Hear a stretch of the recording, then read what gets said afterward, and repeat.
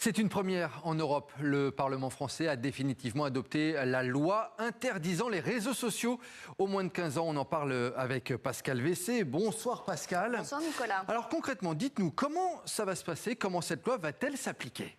Deux dates à retenir dès le 1er septembre en France. Regardez, il ne sera plus possible pour un mineur de moins de 15 ans de créer un compte sur les grandes plateformes. Pour les comptes déjà existants, les plateformes auront jusqu'au 1er janvier 2027 pour les fermer. La loi va s'appliquer très vite, mais il reste encore beaucoup de zones d'ombre. D'abord, aucun réseau social n'est nommément visé, mais Facebook, Instagram, X, Snapchat, TikTok et consorts sont évidemment concernés. Mais alors Pascal, dites-nous, est-ce que ça veut dire qu'aucune plateforme n'y échappera? Il existe effectivement des exceptions comme Wikipédia, YouTube et WhatsApp. Eux resteront accessibles. Seule la partie commentaire du lecteur vidéo ne sera pas disponible. Autre point flou, le texte ne précise pas vraiment comment vérifier l'âge des utilisateurs.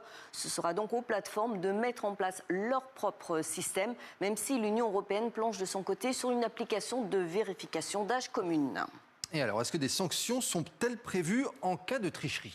Ni pour les ados, ni pour les parents. Le texte ne prévoit aucune sanction à leur encontre. La responsabilité repose entièrement sur les plateformes qui devront empêcher les inscriptions des moins de 15 ans. Sur le papier, les plateformes récalcitrantes s'exposent à des amendes pouvant grimper jusqu'à 6% de leur chiffre d'affaires mondial. Enfin, en cas de manquement grave ou répété, les dirigeants des plateformes pourraient même être poursuivis pénalement avec des peines allant jusqu'à 1 an de prison et 75 000 € d'amende. Pascal, on va prendre l'exemple de l'Australie. On le sait, hein, l'Australie a déjà interdit les réseaux sociaux aux mineurs. Est-ce que ça a vraiment marché là-bas?